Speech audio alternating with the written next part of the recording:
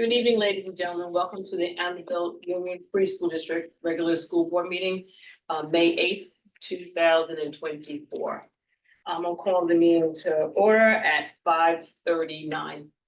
Present at the meeting at this point in time is myself, President Lisa Johnson, First Vice President Jeanette Santos, Second Vice President Carol Seehoff, Trustee Leslie Kretz, Trustee Juan Leon, Superintendent Dr. Talbot, Assistant Superintendent for Curriculum Instruction, Dr. Joan Lane, Assistant Superintendent for Human Resources, Dr. Bridget Wade, Assistant Superintendent for Finance and Operations, Ms. Botsy, as well as legal counsels here, Lisa Hutchison, and John Sheening will be coming, as well as the consultant Carl Frazier, and our district clerk, Melissa Durn. At this point in time, it is 5:42. Can I have a motion to go to executive session for purpose of discussion of appointment of particular persons and seeking advice from legal counsel? So moved. Second. Carol Seahawks first, Jeanette Santos is second. All those in favor? Aye. Motion carries 5-0. We will resume open 5-0. We will resume open at 7:30. Thank you. Union Free School District Board of Education regular session meeting, May 8th, 2024. The Board of Education met in executive session earlier this evening for advice from counsel as well as discussion of particular persons. At this point in time, I'm resuming open at 7:38. And we're resuming open back at 7:38. Could you please join the Board of Education in the Pledge of Allegiance?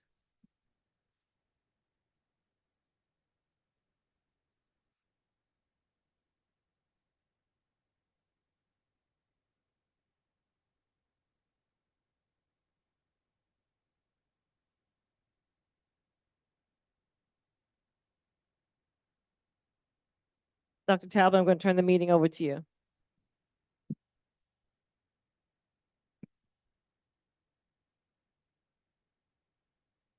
Good evening, Board of Education, community, and colleagues. At this time, we're going to start the superintendent's presentations with the Board of Education presenting the budget hearing for the evening. We will begin with the statement read aloud by our board president, followed by an overview of the 24-25 budget. And then we will proceed to the remaining presentation. The Amityville Union Free School District proposed budget for the 24-25 school year is $117,701,412.70, a total increase of 4.41% over the 23-24 budget. We anticipate revenue of $994,994. This includes $44,528,994 from state aid and an additional $2 million for the district representatives in the New York State Assembly and Senate. This will result in a tax levy of $65,767,418.70, a 3.08% increase. This is at the allowable tax levy cap established by New York State, and a simple majority is needed for passage. The district clerk will include a copy of the budget proposal as a record of the minutes of this meeting. Copies of the adopted budget proposal is available on the district website, www.amityvilleufsd.org. The annual budget vote for the fiscal year 24-25 by the qualified voters of the Amityville Union Free School District, Nassau and Suffolk Counties, New York, will be held on Election Day, number 1 at Northeast Elementary School, 420 Albany Avenue, and District number 2, the Amityville Memorial High School, 250 Merrick Road, in said district on Tuesday, May 21st, 2024, between the hours of 7 a.m. and 9 p.m., at which time the polls will be opened to vote by voting ballot or by machine.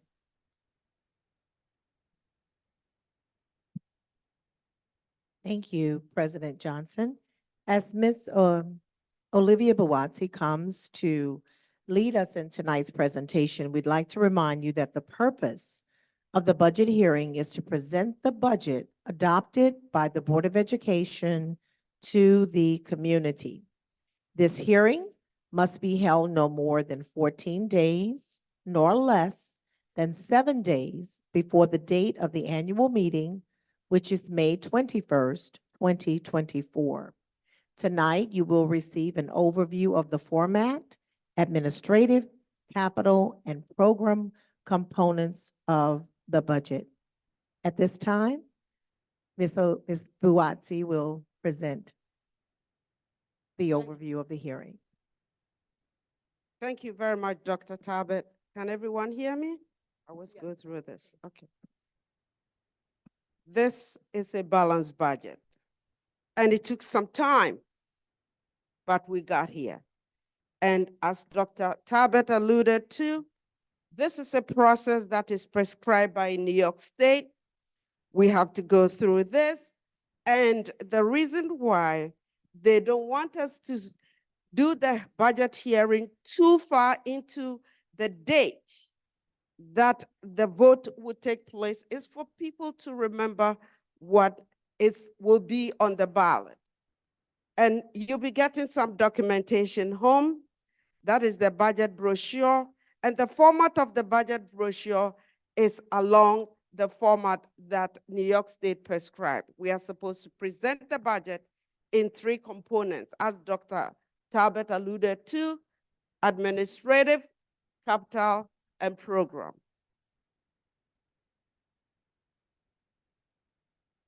The total budget is $117 million, and it's about $5 million increase over last year's budget, with a budget-to-budget increase of 4.1%.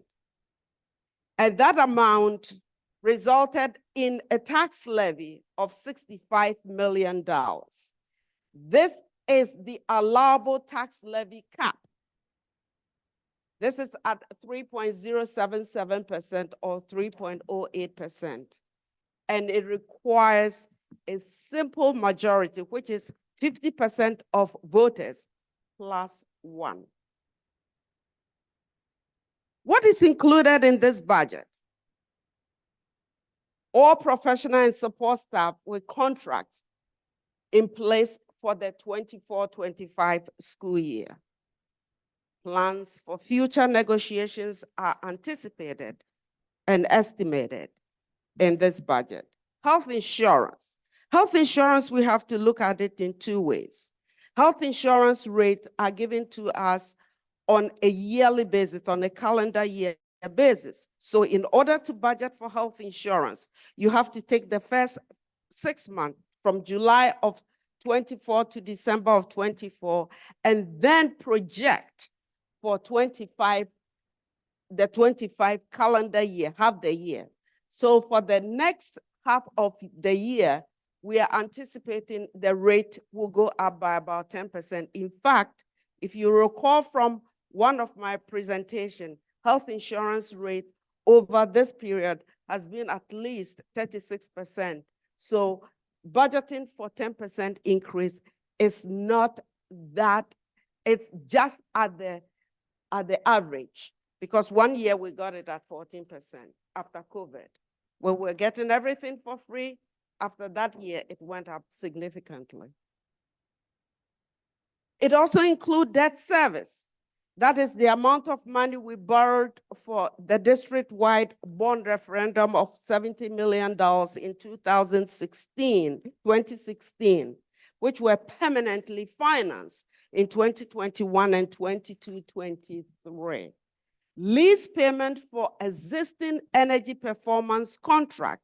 Energy performance contract are energy savings measures that district take. The whole idea here, and we've talked about it, the whole idea here is the savings from the energy will pay for the cost of the lease over time.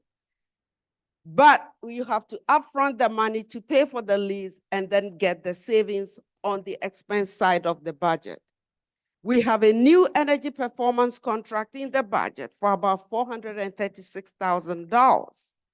That is what is increased it. I know one resident came here and talked about it. That was very interesting. Yes, what she was talking about indeed was the new energy performance contract. We did have another one on the books for a long period of time. It also includes tuition expenses for students in BOCES and out-of-district placement. We've had a few of that, and they are very expensive. And then retirement costs for members of teachers' retirement system and employees' retirement system. Co-curricular activities, district athletic programs, district robust music and art program, and social emotional literacy programs. So, what is the component at a glance? Administrative, we are looking at $8 million with an increase of 3.65%. Capital, which includes buildings and grounds, will be going down because this year we decreased or we did not have any transfer to capital project in the budget, hence the decrease. And that's actually going down by 6.28%. So you can see that this budget, the main driver in this budget is program component, which makes about more than 80% of the budget, and that is going up by 6.16%, with a total increase, as I alluded to, of about $5 million, and the budget-to-budget increase of 4.41%. How is it going to be funded? Taxes, state aid, and the additional $2 million that we receive to reopen Northeast Elementary School and other revenue sources such as interest income, pilots. We do get other refunds and miscellaneous revenue from all over the place, and that comes up to about $3.4 million.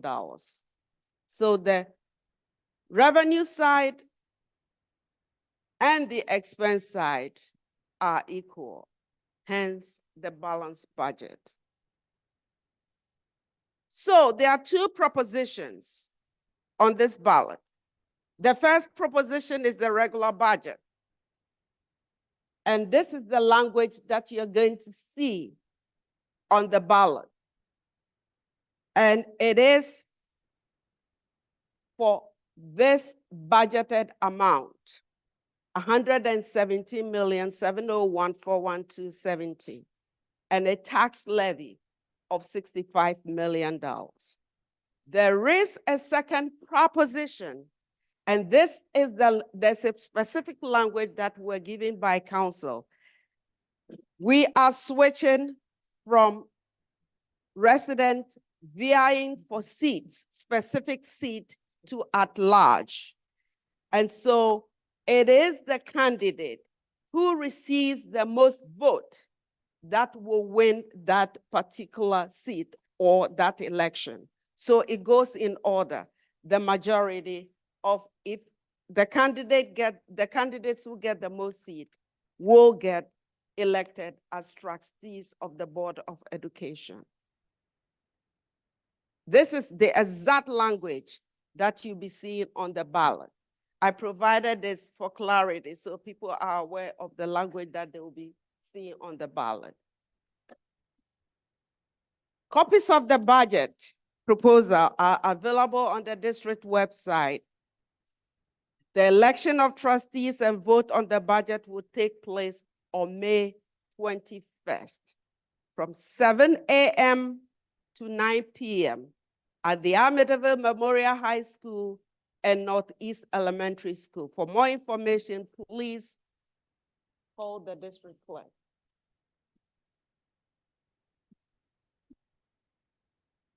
Thank you, And Ms. that ends Buwati. the budget hearing. Thank you very much. Madam President, that concludes the information on tonight's budget hearing. Thank you.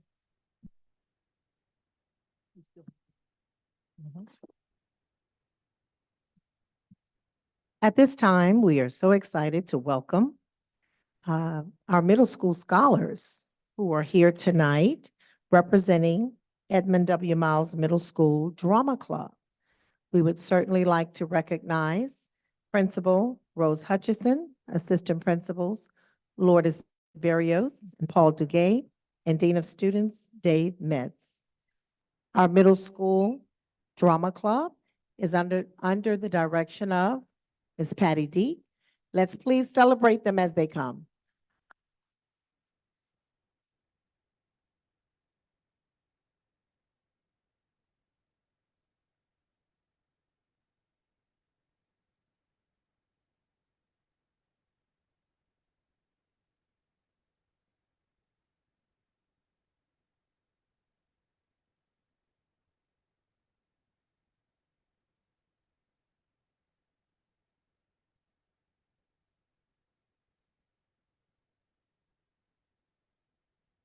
Oliver Warbucks, I understand that you have something to tell the folks at home about little Annie here.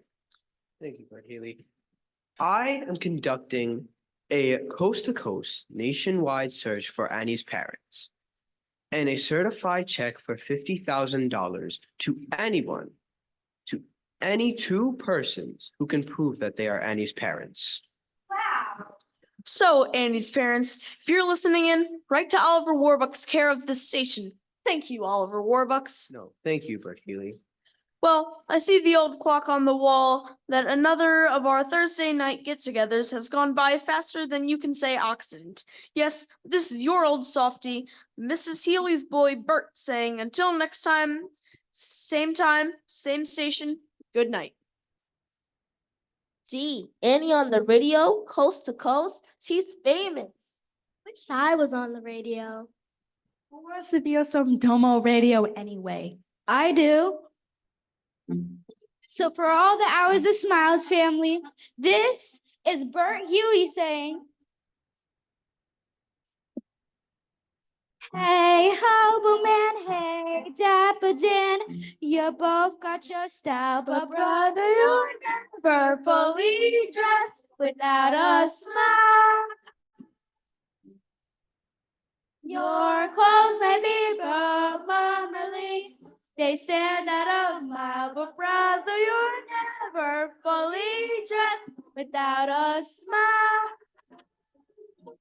Who cares what they're wearing on Main Street or Savile Road? It's what you wear from ear to ear and not from head to toe that matters. So senator, so janitor, been wrong for a while, but brother, you're never fully dressed. Though you may wear your best, you're never fully dressed without smile, smile, smile, smile, Donnie, smile. Thank you.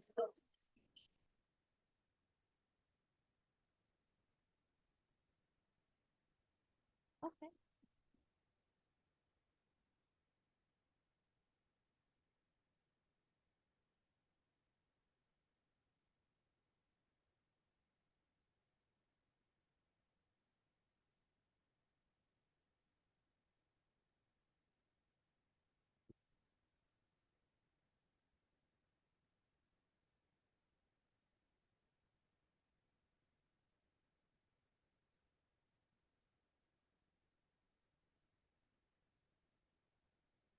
Grace, Yes, sir. those legal papers I gave you the other day? Right here. Thank you. Annie, I want to adopt you. Adopt me? Yes. Or no? If I can't have folks of my own, then there's no one in the world that I'd rather have than a father like you, Mr. Warbucks. Annie, this isn't just going to be an adoption. It's going to be a celebration.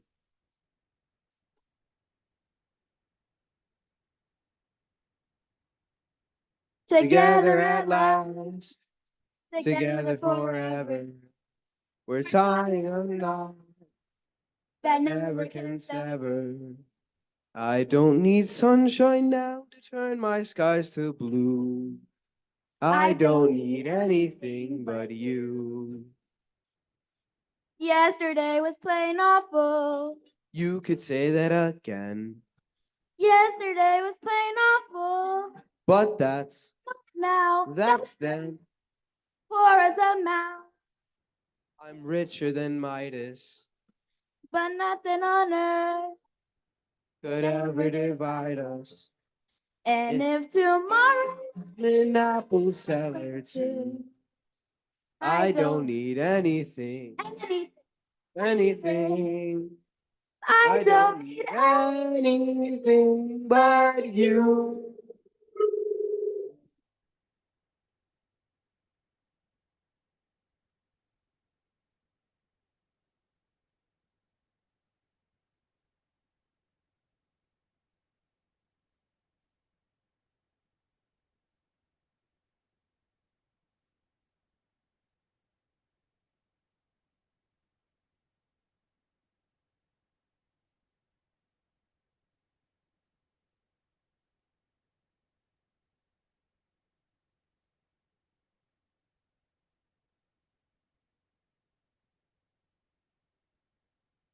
Wait, just a moment, wait, just a moment. Stay here, student scholars, stay here. Ms. Deek, would you please come and just give a shout out, each name really quickly, of these wonderful drama students who are going to perform on May 17th and 18th at the high school auditorium. Come on now, let's give a great shout out, name by name. Have Ishal, we have Sydney, we have Isabella, we have Brianna, we have Alexia, we have Marley as Annie, we have Lila, we have Christian as Mr. Warbucks, we have our wonderful stand-in. This is not his regular part. He did us a favor, Jackson as our radio announcer. We have Jessica, we have Aaliyah, dancing girl Peyton, we have Samaya, we have Jocelyn, and we have, what is your name, little girl? We have Carla. Yay, we're so very proud of you and we're looking forward to the grand production on May 17th and 18th. Take your final bow. You have done exceptionally well. Congratulations.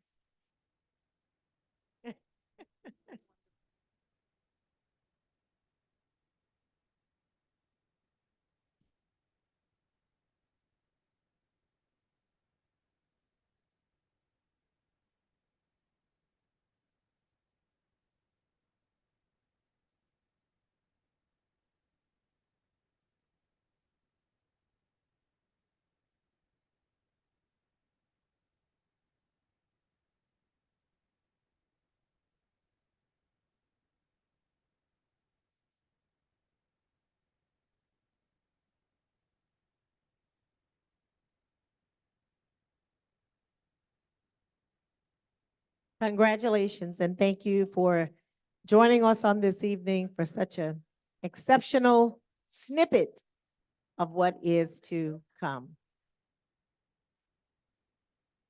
As you know,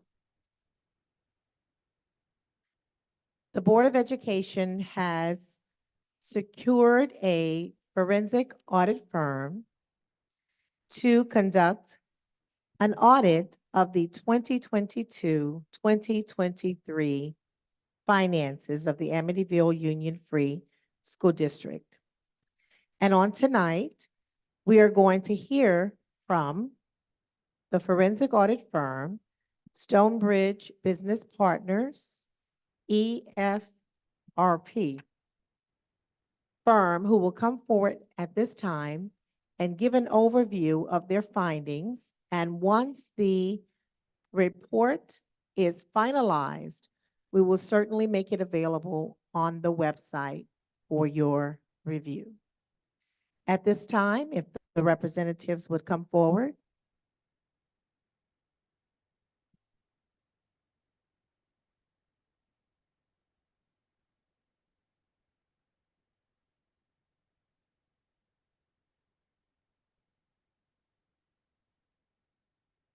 Evening, good evening. That's a kind of a tough act to follow. We're not going to do a song and dance. I want to thank the Dr. Talbert and also the Board of Education for allowing us the opportunity to go through the finances of the district. So I'm going to go through things as was mentioned. We're going to give a verbalization tonight of our report. Our full report will be put out on the district website as soon as it is finalized and passes the legal muster and whatever needs to be redacted, if anything, but it needs a final review. It'll be made available to the public for their review. I welcome if you have questions on things in the report. I think what we said would be nice is just people get a chance to read it, put their questions together and submit them. Happy to respond to them, either ourselves or the Board of Education or district management. What I wanted to do tonight is just give you a summary of what we found going through. And so, again, why were we called in? There was a $3.5 million budget deficit last year for the 22-23 school year. Essentially, the district spent more money than they had budgeted. They also spent down their savings account to a very small amount. Oh, I just wanted to kind of, okay, is it easier this way? Great, thank you. You bet. So, except now I've got. There's a $3.5 million budget deficit that was incurred, unplanned. Okay, so our scope for the review was to look at last year, look at the causes, and we certainly know the effects, but look at the causes of that budget deficit, how they occurred, when people knew about them, what led to them, so on and so forth. We went through a lot of different financial reports of the district. Everything was made available that we wanted to review. And we interviewed various members, both of the board and of course, district management in getting to our conclusion. So I just want to kind of skip to the conclusion because that's usually where people like to find out. And then I'll get into some of the specifics. But what did we find out? Well, the budget deficit was more along the lines of spending more than was budgeted. It wasn't on the revenue side, meaning the district got all the aid they anticipated. They just spent more than they had and had originally budgeted. So it's on the expense side. The good news is that money was spent educating and meeting the special needs of the students. The needs of the students is where the money was spent. That's good to know that it wasn't squandered, it wasn't misappropriated. Some of what's happened is we're still suffering disruptions to the educational system from COVID-19 and the pandemic. And we'll talk about some of the areas where costs have risen. And the district, quite honestly, didn't do the best job of trying to budget for some of this. Some was unforeseen. Some was the budgeting practices. Maybe they were a little light on what they were budgeting. There was a lot of turnover in key leadership in this district, as you're probably aware. The finance official, Olivia, spoke earlier and presented the budget. This is, I think, her second year, full year, going into her second full. There's been 6 finance directors in like 6 or 7 years. There's turnover at the superintendent level in various other departments. Turnover is a tough one for organizations because there's the loss of institutional knowledge when that leaves and walks out the door, and somebody may have different practices and somebody's walking into them. So there is a bit of confusion. There should have been stronger communication amongst those district management, different departments. You'll see that in our report. And the communication with the Board of Education and management should have been stronger. That there were issues that were rearing their head that may not have been heard and acted upon in a timely manner. So I'm going to get into some of the biggest areas. So where was some of the money spent? Where was the budget blown? I guess if we want to be blunt about it. Special education costs, over $1 million of that $3.5 million were in the special education areas. There's a lot of different budget codes. I'm not going to get into all of them, but some of the areas, and some of you may be more familiar than others, occupational therapy, physical therapy support services for students that have individual education plans, IEPs. That was an area that saw, a deficit in providing those services. It was almost $300,000 over budget. Spending was consistent year over year from the prior year. However, the budget wasn't high enough. So that's where the budget didn't really consider that enough.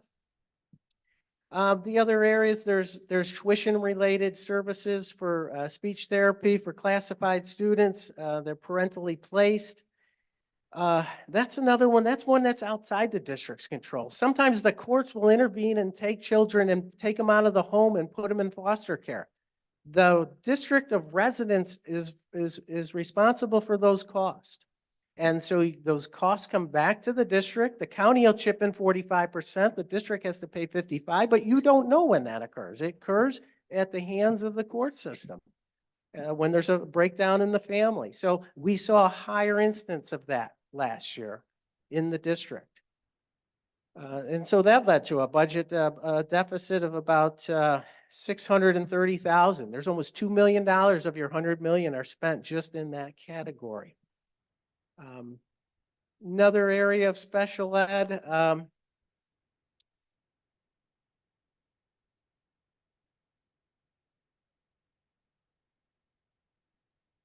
I guess want to get into, let's see, in total these codes deficit, BOCES, placements in BOCES. Collectively, these codes incurred about $580,000. And so this is when the district sends kids into BOCES programs for special needs and so forth. That was another one that went beyond what had been budgeted and was about $600,000. So in total, special ed went over budget about $1.2 million from what was budgeted. And again, some of that was increased cost, a lot of it. Some of it, maybe the budget for the year was a little light in certain areas. Employee benefits was about $850,000 of that $3.5 million deficit. Now that's a large amount. That's certainly alarming. But when we dug into what caused that, there's really three categories. There's health insurance. Olivia talked about a little bit about how health insurance is budgeted. There's social security taxes. There's contributions to teachers' retirement. It wasn't as though that a lot of that was increased for the current teaching staff. It was that the district had a lot of grant funds. There's ARPA money. There's money the federal government gave for COVID and so forth, that the district went and hired additional teachers. There's approximately, what, $11 million in grant money. They hired additional instruction to help with, again, the after effects of COVID and so forth and the increased needs. A lot of the benefits for those additional teachers were not budgeted within the grant. They were pushed to the general fund. So it caused a deficit in the regular benefit categories. Probably should have kept them over against the grants. Probably would have been a better way to do it. What was the effect? They used all the grant money for the teacher salaries and not necessarily the benefits. So what would have happened? You probably would have hired less teachers and been able to, and if you shifted, some of the costs back over to the grant. But again, at the end of the day, the district benefited by having the services of those teachers, but unfortunately, the general fund got stuck with the benefits for those instructors, and that caused a budget deficit of about $800,000. Teaching, instruction. Out of the $3.5 million deficit, about $1.2 million was just directly in the instruction area budget codes. Some of this is uncontrollables. There's a couple $100,000 of that deficit was kids that are attending charter schools. Kids have special needs. They are placed in charter schools. The district, again, bears the cost of that. Some of it's aidable, some of it is not. There's a split as to what's aidable. That's kind of one that gets thrown on the district as it occurs. Sometimes kids move into a district with special needs during the school year that you don't know about. Again, you're responsible for the cost. If there's not fluff in the budget, then it becomes the responsibility of the current budget to absorb those costs. There was also several $100,000 in substitute teachers pay. Substitute teachers for districts over the last few years has gotten higher. A, you've got to pay the subs more to get them because they're not out there. And B, you need more subs. Why? Because teachers may have more absences. There's mental health days. There's shortages in certain areas and so forth. But teacher substitute pay was about $250,000 higher than what was budgeted. However, we looked at this, the budget was probably too low for that category going into the year. So you set yourself up for that one. That was a tough one, but that's where the money was spent. There was also a large deficit in the category of just teacher salaries themselves. Now, that's not because they paid all the teachers more money. It was because there were more teachers on approved leaves of absence, long-term leaves, that they had to supplement those teachers and add more. There's some where they had specialized needs and had to bring teachers into the district. And to remain, in order to get teachers into the district, you've got to remain competitive salary-wise. And so districts usually retire teachers like my wife who are at the twilight of their career and they're at the maybe at the step level that's high in terms of their pay because they've been with the district 30 years and usually enjoy the benefit of bringing someone in at the low end. That's usually how districts work with retirements. Today's environment, when you're trying to get specialized teachers, whether they're Spanish speaking, a chemistry, math teacher, you're not going to be able to bring somebody in at the lowest level. If you want anyone with experience, you got to bring them in maybe mid-level. You're paying more money. And that's happening to districts all over the place, not just here in Amityville. So again, that's another burden to the budget if you don't build some of that into your budget. Finally, a couple other categories I wanted to touch on was just BOCES enrollment for occupational education, where we're sending kids out to programs. My son did a carpentry program through BOCES, 2-year program. You send kids out, that costs the district money for every enrollment. You had higher enrollment than was budgeted in 22-23. It was about $300,000. Now, could the district have said no to those kids and said, sorry, we've reached our budget limit, we're all done. You stay in class. You don't get to go do carpentry. You could do that. They could have done that. They didn't. They allowed it.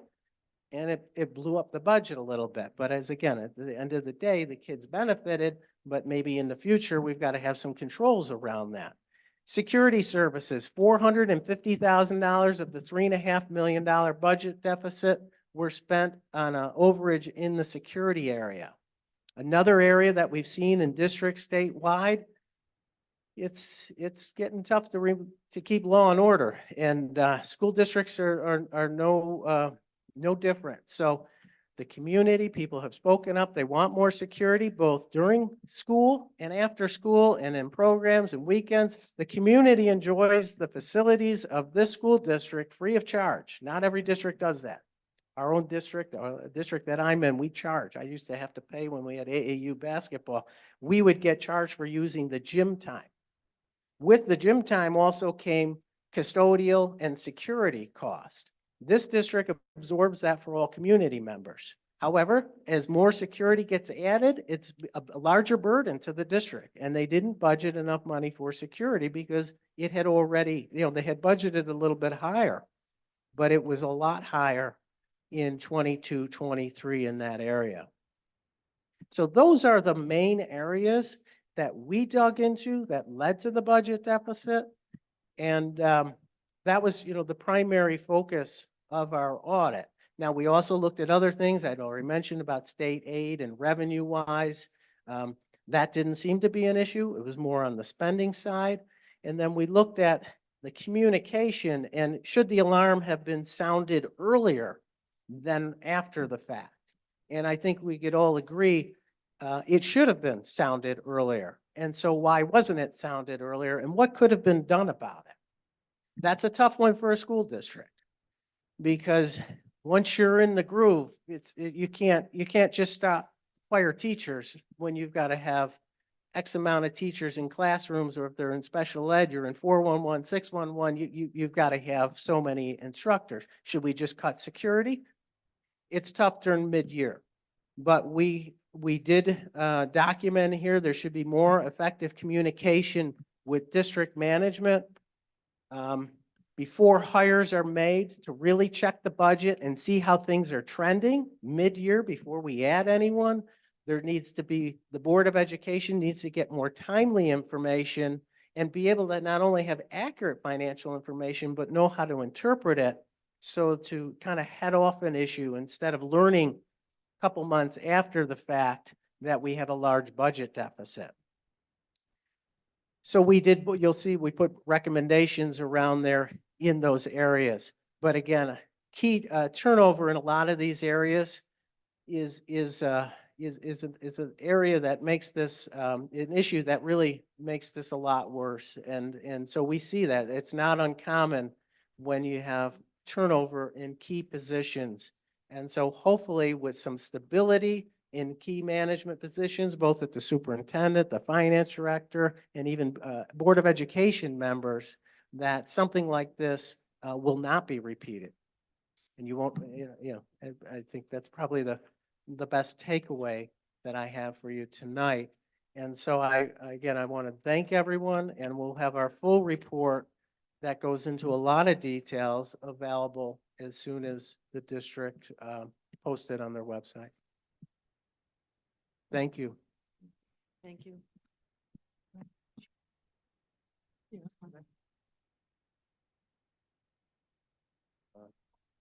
On behalf of the Board of Education, we want to thank you for the thorough job that you have done in such a short period of time to bring clarity and to also provide recommendations. We would like to just share some of the internal controls that are presently in place and that we are even working toward a greater level of improvement. Firstly, we've instituted a freeze on non-essential purchases across the district.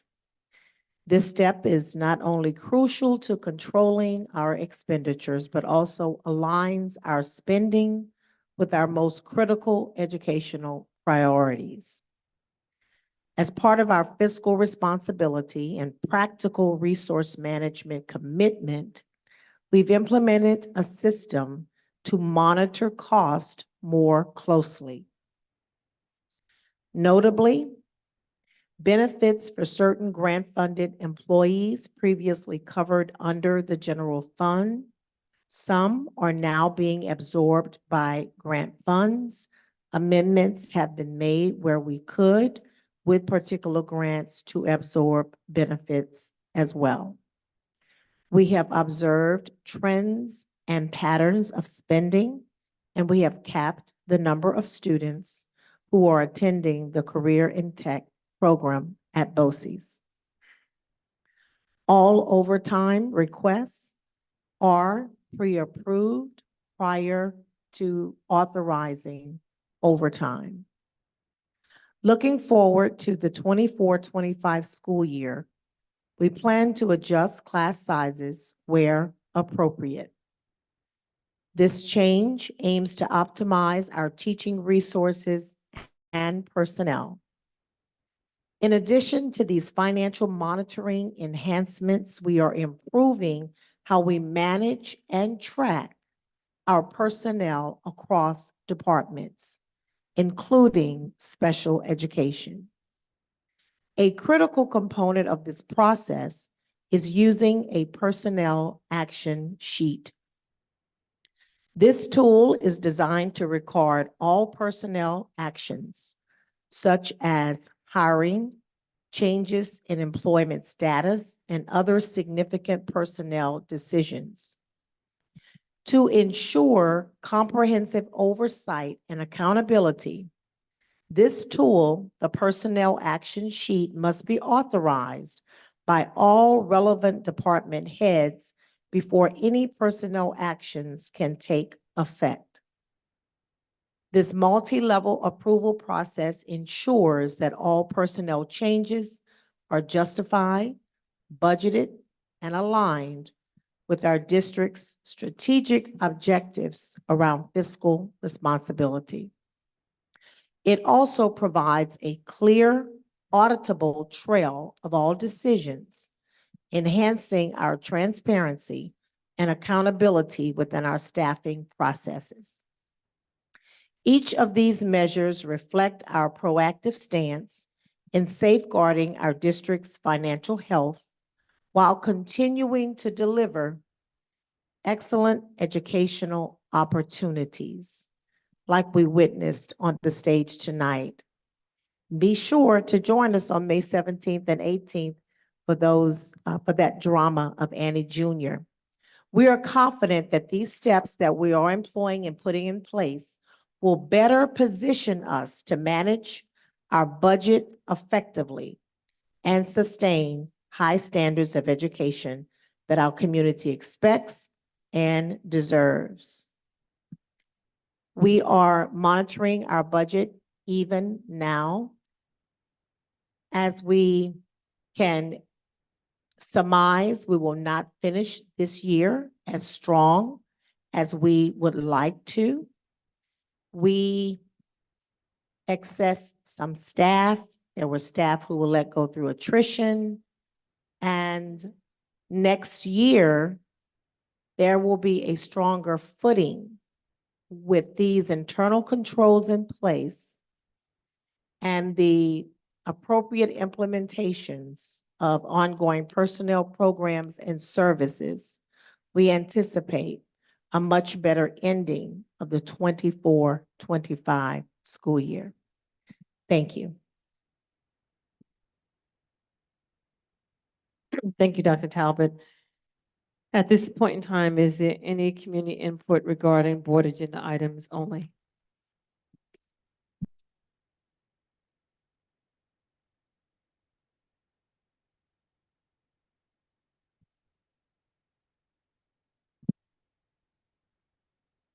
And you're just trying to project it back on again. Thanks. Hi, good evening.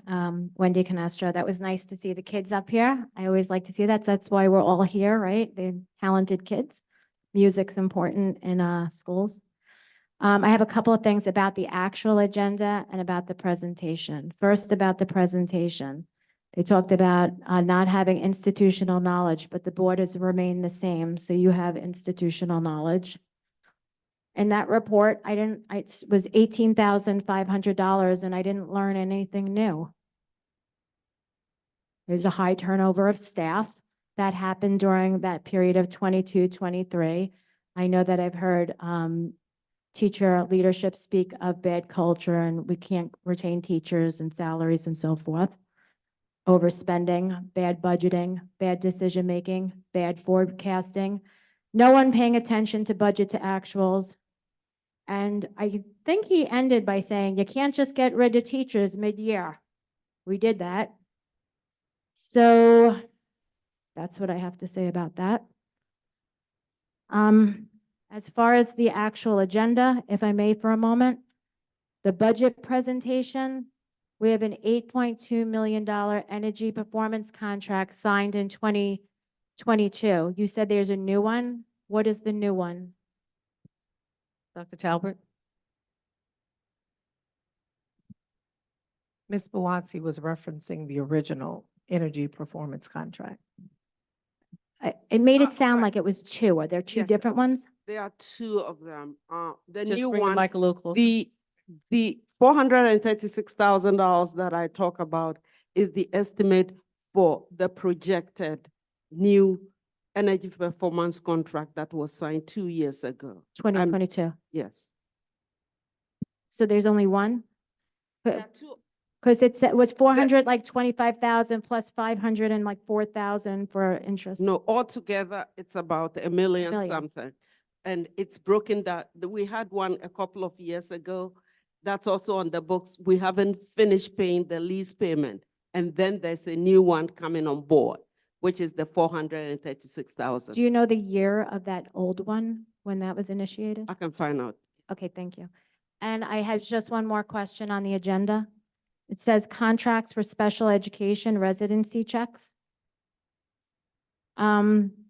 That's new. So I want to know, why is it under special education? Wouldn't that apply to all students across the board? And are we paying a retainer, or is it as needed on a per needed basis? Dr. Talbot? So the contract for investigations for residency checks, that should actually read that it's coming under the Department of Special Ed and PPS, but it's for all enrollment across the district. And it's an hourly rate. Oh, okay. Does that mean As that, needed. is that, when you say that, does that mean that it's coming out of that budget? Is that why you did it under there? I guess I'm confused why it's under PPS. So enrollment, attendance, residency falls under the umbrella of PPS. Okay, And so the contract comes under that department. understood. And what is the hourly rate? $80, what is it? I think it's $80 an hour. And is there just a concern that we're hiring this now? Is there like did something come out in the forensic audit or something that we're doing this now? Or did something come about? There have been observations. Okay, got it. Okay, thank you. Thank you. Any other questions regarding agenda items?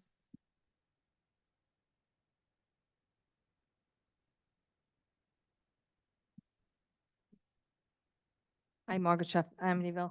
On the budget presentation, I don't know what page it is, page 8. It says other revenues including pilots. Can you explain that? Please. Pilot, it's payment in lieu of taxes. This is for Grayburn, Avalon, all those facilities. They are not on the tax roll yet. So the town gives them a special tax rate and they pay that to us directly. That's payment in lieu of taxes. Payment in lieu of taxes. Okay, so that's guaranteed money. It's guaranteed to a certain number of years, and then the properties go back on the tax roll. Right. I also have a question on grants and things of that sort. Like, is there any estimate of grant money that will be obtained through this, within this budget? Like we always put in for grants, et cetera. Are those estimates in this budget? Is it guaranteed? Like, I need more explanation as far as any kind of Dr. grant Talbot, money. do you have any insight on that? Any I regards can to ask what- Ms. Buatsi to answer, but Yeah, grants are I not think- considered revenue. No, grants are not considered part of general fund. They are Okay, separate. it's totally separate. So Yes. technically, within this budget, grants could be applied for.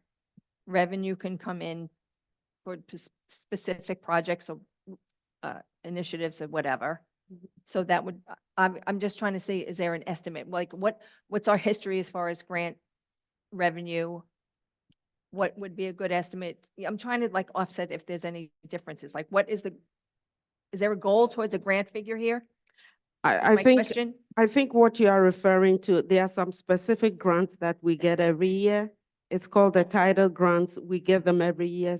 Yes, they are separate and apart, and the Right. people who are paid from those grants are actually designated every year. They Right. are not commingled with general fund. Okay. That's. Okay, and then my second part of my time up here has to do with the presentation from the audit, and again, to second the words of Wendy before me, that was such a gloss over job, and it would have helped if you had a presentation maybe up on the screen here for that. And it is nothing that we really weren't aware of, and it was, I think one of my pain points really has to do with the schmoozing of the security bill. It was like, yeah, well, we all want more security, we want this, and it was all very laissez-faire, just too casual for me. And we really need to get to the bottom line of why it went from like almost a $51,000 budget to over almost a $500,000 budget, and to just gloss over and going, yeah, well, we all want more security is really not a good audit answer as far as I'm concerned. That was really, really painful to hear, and that was so casual. And the last point of my question is, which now just escapes me. Oh, I think this whole budget thing and all these things that this audit presentation provided us again is all boils down to skill set. We really have to think long and hard about the skill set that are making these decisions. And that is the problem. That's the root cause of this issue that we see. And it's before me here. Thank you. Thank you.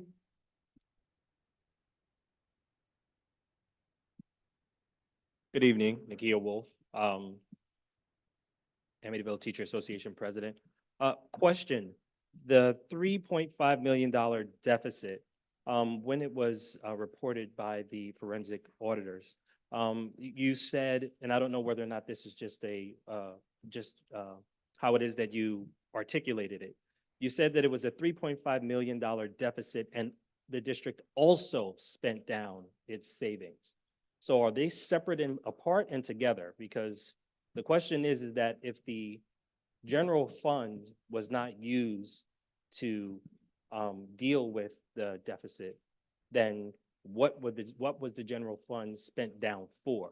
And did we spend down the general fund in addition to having a $3.5 million deficit? That's my question. I don't know who can answer that. So I'm going to give it to Dr. Talbot, and then she will find out, she will have like probably. Oh, Ms. should I Brooke. ask all my questions first and then answer? Or how do you want to do it? I don't know. So if there are questions about the audit report. Yes. We're going to ask that you would put those in writing and give them to the clerk because we do want to respond accurately and factually to Okay. those questions. And I would say that initial question sort of filters over with that. So we Okay. would like to be able to provide an accurate answer for you. Go ahead, Mr. Wolf. I do agree. It should It be will be. public. The next piece is, as far as excess some staff, about 10% of my membership is not some. And out of that 10%, 6% of that is classroom teachers. So that's not really, I don't know if I categorize that as some. But my other point is, what does it mean that the budget may not be, or you may not finish as strong as you anticipated? And what does that mean going forward for the rest of my members? So that's a very good question. And we're gaining greater insight into that as we move forward. So there were staff who were accessed, who were notified that they were going to be accessed, but will not be let go until June 30th. So we have, we maintained all staff that were employed last year, except for some who may have left through attrition, and we did not fill those positions. So in terms of how we are ending this school year, we are analyzing the fund balance and should be prepared for open discussion on that for our next board meeting to talk about in our work session where we are financially as a district. So when I say we are not going to finish as strong as we would like to, we're not. And what does that mean? That means that we would love to have or need to have much more in our fund balance than what we anticipate that we may have now. Okay, I don't know if that answered my last question, as it relates to what that's going to mean for my members. But I'm assuming that it is that I'll find out more about that as you find out more about where it is that you stand. The other piece is, it was also communicated by the forensic auditors that the way that it is that the grant monies were spent, as it relates to hiring, I don't think we spent $11 million on staffing, did we? So we didn't, right, so $11 million of that didn't come from staffing. So the monies that did, or that were allocated to staffing, all of those benefits came out of our general budget, which we obviously didn't budget for. So then my question is now we can use grant monies to cover all the benefits? And was there a reason why we didn't do that before, when we had that influx of hiring using grant monies? Were you told that you couldn't? I'm just trying to figure out, why did we not do that if we didn't, you know, our budget was what our budget was. And specifically, you budgeted for the teachers that it is that were here, and obviously gave yourself some wiggle room in case you did hire some teachers. But if you knew that you were going to be hiring extra teachers to close the gap that was created by COVID, where did anyone think that money was coming from? Dr. Talbot, can I give that to you? Sure. I can surmise, and then of course, I can lean on the team. A lot of districts budget for the salary of the staff, and they allow the remaining monies in the grant to help with the programmatic innovation and bringing creativity and new opportunities. With the federal dollars, there was such an influx of dollars, which for us resulted in a greater influx of staff. The general budget could not balance perhaps what had been previously done in the past, and we were able to handle it. If anyone else would like to contribute a thought process to that.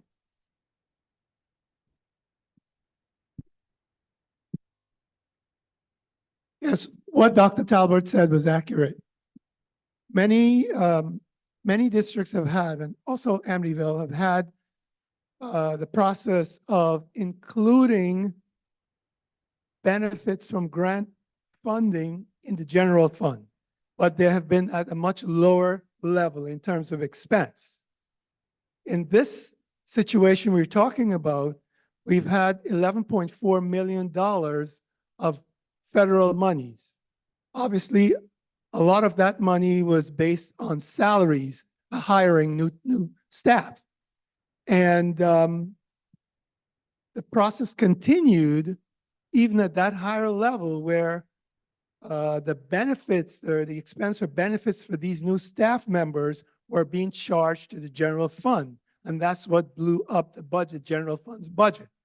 But in general, with lower grant funding, these expenses for benefits are charged to the general fund without very little impact to the general fund. Yeah, but that's, I know that. But my time is up. But what I was saying is that we're now able to do what we didn't do before.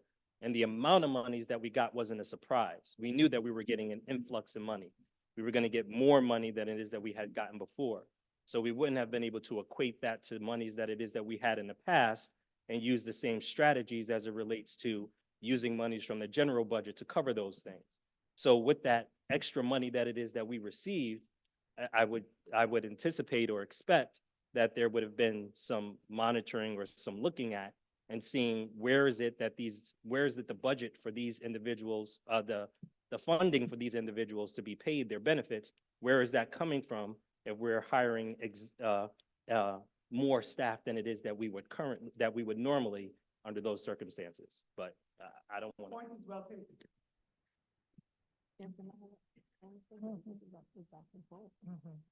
to. Just in response to the question was just asked, it goes back to something that the forensic audit said in the presentation. It goes back to controls. It goes back to that it was aware, but there was no communication that was occurring from one person to the next and coming down to the board to let us know that this was happening. So that goes back to some of the controls that they were talking about that Dr. Talbot has put in place now since she's come in, and some of the things that we as a board will be doing moving forward as well. Hi, Chris Nearing. I don't know if the auditors can answer this. No, in terms of, give us the questions and what's going to happen. If it's any detailed questions in regard to the forensic audit, what we may end up doing, we have to see, once we get the final report and it'll be posted on the website, maybe at another point, at another time, maybe they can come back down, they can answer the questions directly, or we can have the questions submitted. So if it's a question that we can answer, we will. If not, Okay. we're gonna have to hold up. Okay. Just wondering if there either is a number or will be on the report of how the overspend, like how much of it was due to unforeseen costs and how much of it was controllable costs that just shouldn't have allowed to be happening. Yeah, the report is going to be a very detailed report. This was just a summary, but it is a Right. very detailed report that will be provided to the board and the community as well. But will it also be broken down to just, Yes, I it'll- think the simple number that a lot of people would want to know is, this is what we just came up and we had nothing, there's nothing we could have done about it. And this is what we didn't plan for, and that's on our, that's our fault. It's a very detailed report that will be provided. Okay, thank you. No, you're welcome. Ken Egan, 61st Place.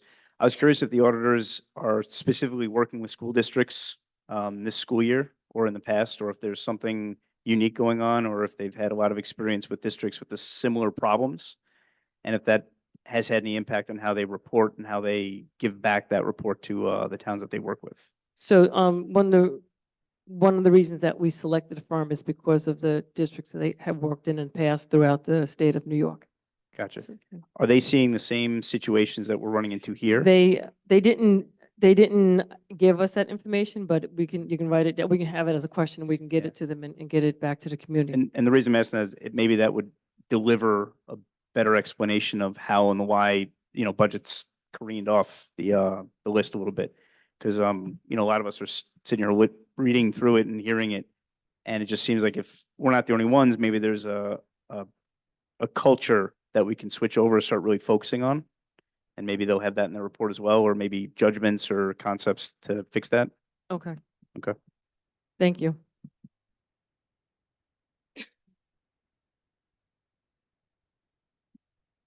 Wendy, is this on? Oh, Yeah. yeah. Okay. I just want to be mindful of the time because the time gets extended for some people and not others. So, and I would hope that you would extend it given it's the budget and the auditors are here.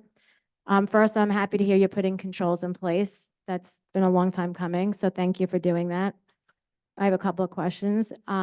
You wrote about negotiations. Do you have money in there for negotiations? Because you say it's a balanced budget, but to get to that balanced budget, you cut a lot of things. So that, we have to recognize that. Do you have money, these 3 bargaining units with, operating under expired contracts? Is there money in there for that? Dr. Talbot, I believe it is, but Dr. Talbot. Yes. Yeah. Okay. You just said, they didn't keep you up to date communication with these things, but I will remind you, you didn't have to approve everything in front of you. I mean, I know that $41,000 trip to Disney, I asked you not to approve it. You did it. You didn't have to do that. The last thing that I want to say is it's funny because every time we have a budget meeting, you say we're committed to operating in transparency. I hear it a lot. You have the auditors sitting here, but you won't let them answer anything. I thought the union president had an excellent question that I think we all want to know. Was the 3.6 million out of general fund and also, the money depleted out of the reserves? The auditors are here. They're capable of answering. I'm sure that you're probably scared to death by what No. they'll say. No. So maybe that's why. No, that's not the case. Why won't you So, let them answer? and just kind of make sure the time is paused. So I'm going to start to answer. If not correct, please add to it. Yeah. So the report that was provided to the Board of Education is a draft report. In a Okay. report that's provided in the draft, they have to finalize that report. And once it's finalized, then it can be provided to the community. Same thing when we do our internal, external reports. They do not take questions from the community because it's a draft at that point in time.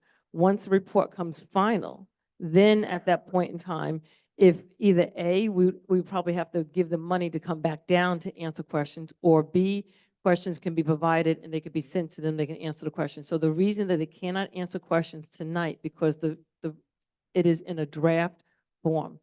They cannot answer questions until it's a final, it's final. Am I correct? Just take the mic because they can't hear you. Thank you. Yes, that is correct.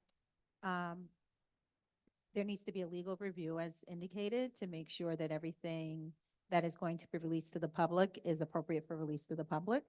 And I believe that finalization will take place relatively soon. Yeah, that was one thing I asked. He said Well- probably by next week. I guess I have a question for that, right? I understand what you're saying, that you can't release the document without you reviewing it.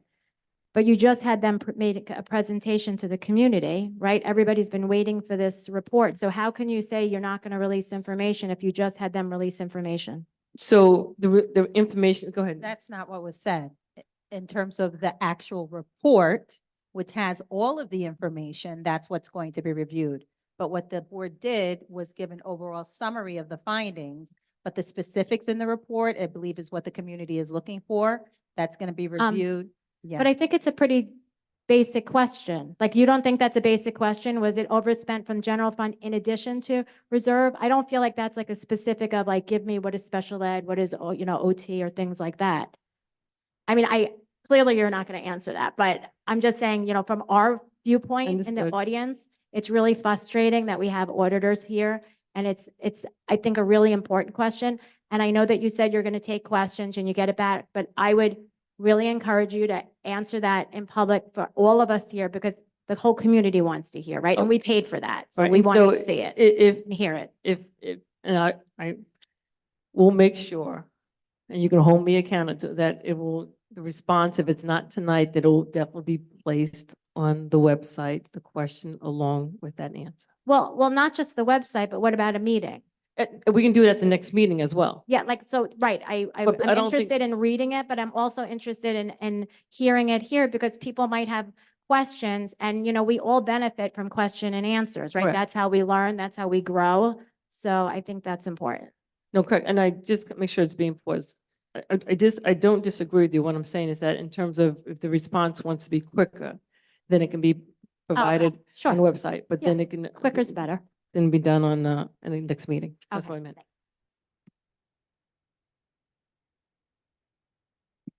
Good evening, Francis O'Brien, Amityville Teachers Association, Vice President. Question I am looking forward to this report like everybody else, because the numbers being put out there by the auditors, very detailed, adds up to more than 3.5 million. So I can't wait to see this report, actually see all the breakdown and pieces. But my real question for tonight is regarding the page 8 of the budget presentation for 24-25, the state aid component. Is this a hard number, or is this just going to be an estimate for them at this point in time? The 1.25% increase? Stated estimates are, stated is always an estimate because it changes depending on the data that is provided along the way. I mean, from now till the end of June of 25, stated always changes. So it may go up, it may go down, but most times it's a little bit down. I'm curious about that because I know in the recent budget battles, and the budget was approved on April 19th, 19 days late, Governor Hochul backed off on the hold harmless clause, Yeah. saying that it would remain in place. Our aid can either be equal to last year or go up. Amityville School District is on a formula. So we are not impacted by the hold harmless anyway. So you can see that the final numbers we got wasn't significantly different from what the governor proposed. So that's just about what we are going to get.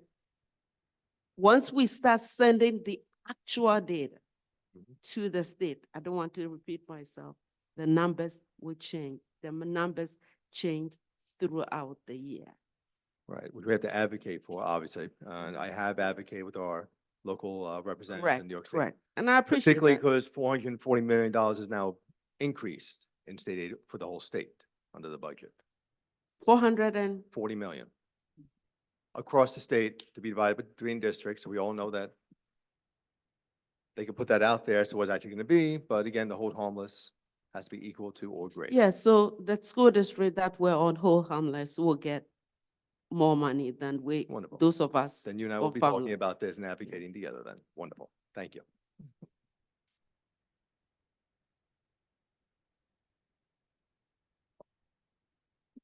Hi, good evening. Jody Runfola. I just have two questions. One, regarding the amount of money that was given during COVID, right? Allotted for teachers that were being hired. Those teachers were only supposed to be hired on a one-year plan, correct? Yes or no? So I'm sorry, you have to direct the question to me and I got the Okay, question, sorry. so. I I'll give, apologize. no, that's fine. I'll give it to the superintendent and either she'll answer it or she'll direct it to the Sure. right person. And something that goes along with that, I believe that they were only being paid sub-salary. They weren't being paid teacher salary, correct? That's not my The- buzzer already, right? No. The teachers who were hired in the grant, those who were hired full-time were Right. salaried individuals. Okay, was that just your district? Was that just this district? Because I know a bunch of other districts use COVID money, and they were paying their teachers sub-pay, which meant that there would have been extra money in the account, right? Any accounts that you had, if they were being paid as permanent subs, not as teachers. I'm sure districts had a number of different approaches to their hiring. I'm just trying to figure But out, we're- because you got everybody got, certain school districts got, well, all school districts got a certain amount of money to spend during COVID. And those teachers were hired during COVID, so the class sizes could be smaller, correct or incorrect? Correct. Right? And then after that year, where everything went back to normal, those teachers were pretty much let go, or this district decided to keep them. Okay, I well, mean, that's where a lot of the yeah. money's So going, let right? We'll let her let answer the Dr. Lane question. respond to it. No, the grant was for a 3-year period. So Mhm. the hiring of the teachers was for a 3-year period. Mhm. So you kept smaller class sizes for the 3-year period is what Yes, you're we saying? did. Uh-huh. We are still facing the challenges from COVID, still to this day. Well, how come certain other districts didn't keep all those teachers? I There's a can't ton of answer districts for- that got rid of those teachers, which would have saved you a lot of money. I can't answer for another district. I can only answer for ours. Well, it just seems like Correct. a lot of money is being wasted, to say the least. Second, what was my other? Oh, the special ed services. You're saying that there was a cap, a freeze on spending, and you're capping the BOCE students, Here, right? here. Sorry, I keep doing it. I'm talking Dr. Lang. The BOCE students are being capped? Go ahead, Dr. Talbot. Yes, for career and technical education. So they're, Okay. a different. So what do we program. do about all the other money that was spent in all of these special ed programs? There was a lot of money that was spent in special ed services. So my question is, every student that's receiving special ed services has an IEP, correct or incorrect? Yes. Right? Yes. So all those goals on the IEP, are we giving services that are legitimately on there? Or are we just granting services that are not legitimate? So Because that's a lot of money that's spent on those services. A lot. it is a lot of money. So again, And I asked, so- who are those Let her legitimate? answer the question. So, do you want her to answer the question? I absolutely want an Okay. answer. So we are in the process of analyzing every student and the services that they receive to ensure there is alignment with their IEP or any plan that is put in place for students under the umbrella of PPS and/or special education. It is a Herculean task, and we are taking it student by student, vendor by vendor, services by services. We are in conversation with vendors around services that are provided. We are in conversation with our building leaders around services that are provided, ensuring that providers are performing said services on site. There are sign-ins and sign-outs. And so we are triangulating several data points to analyze the present situation that we're facing in special ed as we move forward to ensure that the services are aligned and accounted for, Mhm. and that we are being efficient in the utilization of third parties, vendors, and services overall. Okay. And what if certain students that enroll in the district need special ed services and we don't have the money for that? What? We have to give it. Right, that's my point. But we're already in a deficit, a huge deficit. So there are some of the issues that we're facing that we cannot get ahead of simply because certain students may enter our district with said services in alignment with their IEPs. Mhm. But we will responsibly review those services, and where adjustments can be made, but we will not take any quality of education from meeting the needs of those students. We're looking at all aspects.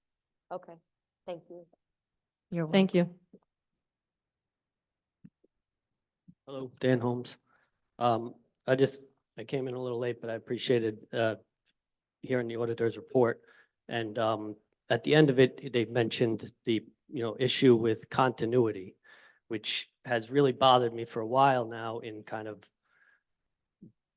past 6 months and kind of getting entrenched in this and trying to learn about it and stuff. And it really did feel like things, all these problems that happened, became a situation where it could be that in the flux of people leaving, a lot of things got lost.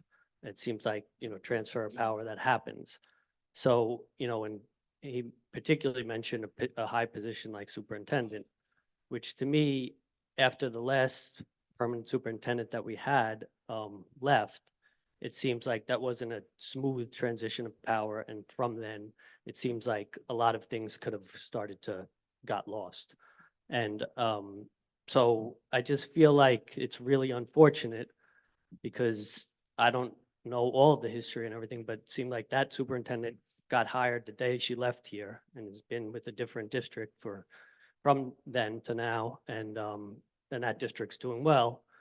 And our district has kind of spun out of control. So one of my fears is that this administration doesn't maybe appreciate people that hold people accountable or are tough, and they get pushed away. Whereas maybe it's helpful to embrace that toughness, people that are asking hard questions and exerting what I would call tough love on this district, rather than being coddled by people that are just always, comfortably looking for answers that aren't as business savvy, and holding people accountable. So, but I do appreciate and feel like it's important to point out that getting the right people in place is very important, and then keeping them there is also very important to keep that continuity, be it teachers or administrators or anybody on the board. Thank you. Thank you.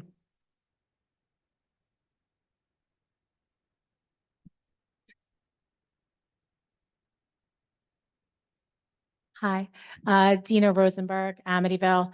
I can't, I'm sorry to beat this, they're all gonna moan, but I can't get over the performance contract because it's reminding me of like the solar things you put on the roof of your house, where like they say you have to pay a certain amount of money and then maybe in a couple of years you'll save money in your electric. I never did that because I really couldn't get a handle of the cost and time value of money, which there are some MBAs that are sitting up here that would know about the concept of time value of money. So I guess my question is, $436,000 is a lot of money and it sounds like some personnel. How much time, what's the time factor to get the savings in the energy? And how does that take into account the current time value of the $436,000? So like, what's the cost benefit analysis of spending $436,000 now? How many years does it take to recoup $436,000? What's the percentage of savings over time? And if we didn't do that, how many staff members would we be able to keep and retain? Dr. Talbot.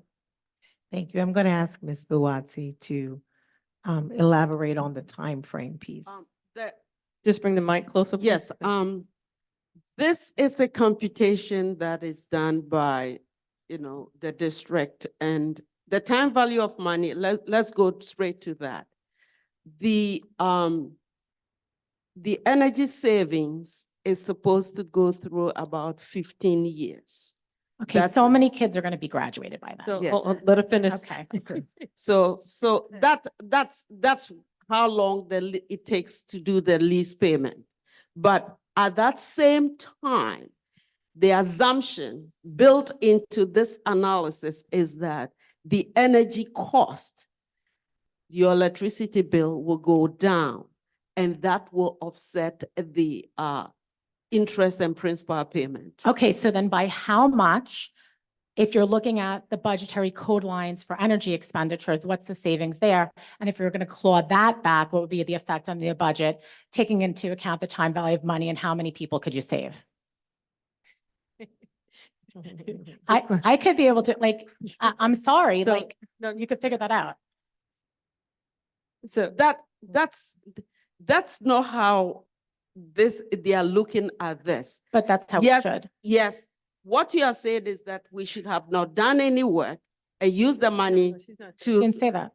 Okay, so what's, I'm just saying everything is math, right? I used to manage a budget. Maybe it wasn't this much, but it was 17 million. I could tell you how much my weekly payroll was. It was $145,000 a week. I used to run, cash analysis to see that I had enough liquidity on a piece of paper like this, right? So in providing the mathematical choices for leadership to decide to be able to make a vote properly, that should all be spelled out. And I would hope I would be able to hear, okay, the savings on the budgetary code line is, we normally, if we didn't have a contract, we'd be spending $250,000 a year. With the contract, we're spending $200,000 a year, but the performance contract costs X amount of year. So is it a net increase? Because from this, it seems like it's a net increase of $436,000. So Ms. Blavatsky, just one quick question, to the question that's being posed. If I recall correctly, I thought with that presentation, they gave some type of information about the Correct. estimated savings that we would see. It's been a while since we had the presentation, so maybe that's something that you could pull out, look at, correct. and then It's a refresh the report. community about, so therefore they could have that information. Yeah, you're I right. remember seeing it like a long time ago, but I never got those things on my roof. Cause like, if I can't pay my mortgage, I'm not gonna take a bet on possible savings. I'm gonna pay my mortgage. That's just the way I run my house, but we can keep going another time on that. Going to the agenda. So Dr. Fernandez is retiring, and we just had a beautiful performance of the kids. And my daughter is a cellist. She's graduating this year. She's going to continue to play. Miss Ferrante is in the audience, and I am hopeful that with her retirement that you would be able to retain Mr. Garcia, who is the best high school choral director that this district has had in the 14 years I've been going to performances. I just beg you. Okay. Thank you. So I'm gonna move forward with the agenda, and then any other questions related to this, we have time after the meeting, and I'll take all questions after the agenda, because we've already kind of extended already. So can I have a motion for agenda item 2C1, please? So moved. Leslie Kretz is first. Second. Carol Seehoff is second.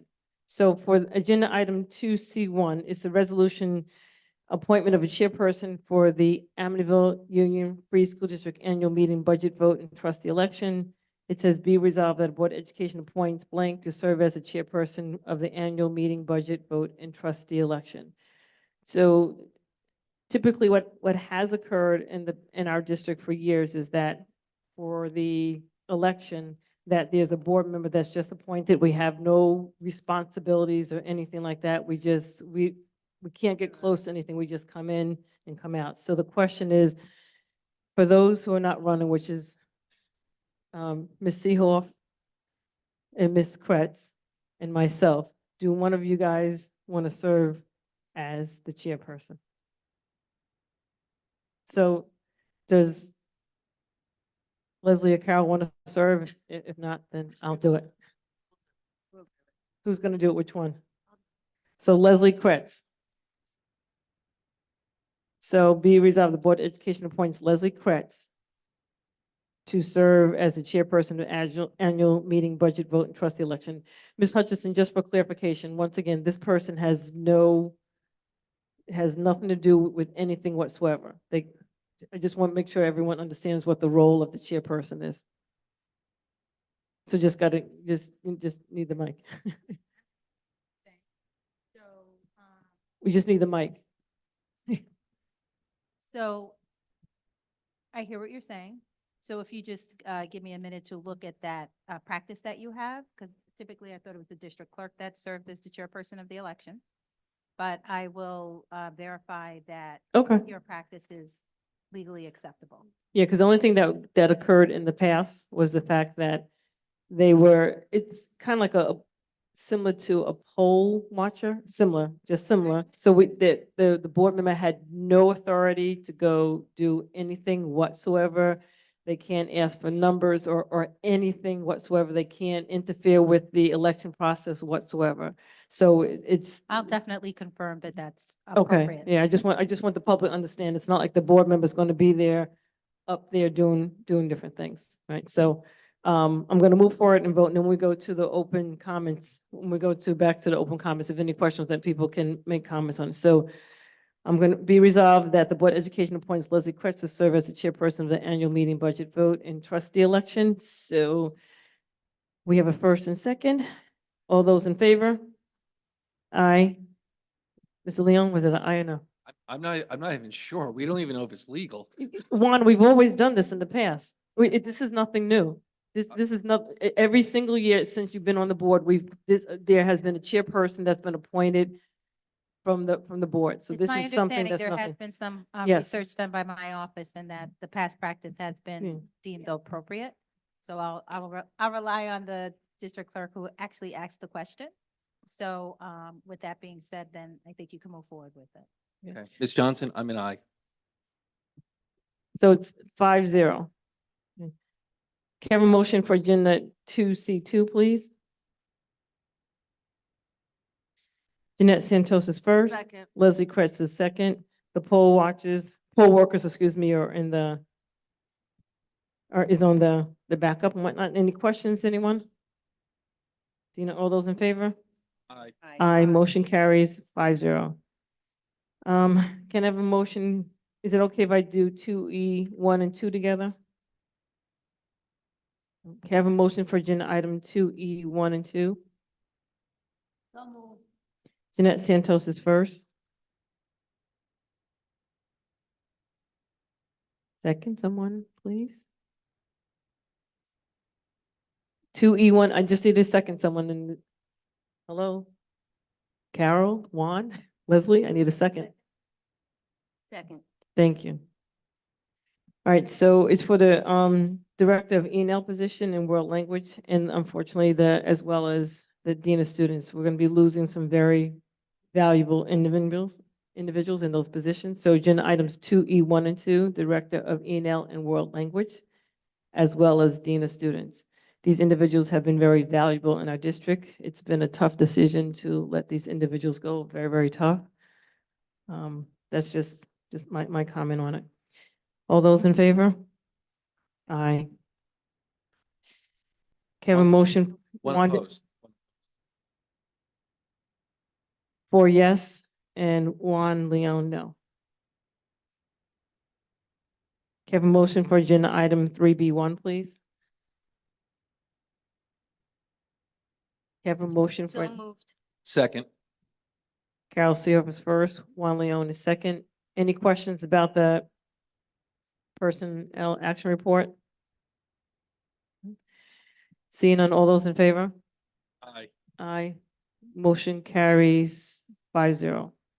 Can I have a motion for agenda item 3C1, please? Motion to approve? Juan Leon is first. Second. Leslie Kretz is second. Any questions regarding these donations? Seeing none, all those in favor? Aye. Aye. Carol, is that an aye down there? Yes. Aye. Motion carries 5-0. Can I have a motion for agenda item 3C2A and to table agenda item 3C2B for more information? So moved. Leslie Kretz is first. Carol C. Hoff is second. There's some questions that have been brought up regarding agenda item 3C2B that requires more review by Ms. Pawazzi. Okay. All those in favor? Aye. Aye. Motion carries 5-0. I'm going to do remaining together. Can I have a motion for agenda item 3C3 to 3C10, please? So moved. Carol C. Hoff is first. Second. Leslie Kretz is second. Any questions regarding these agenda items? Any questions? Mr. Leon? Thank you, Madam President. Can we please just describe the nature of the budget transfer, please? Dr. Talbot? 3C9. Yes.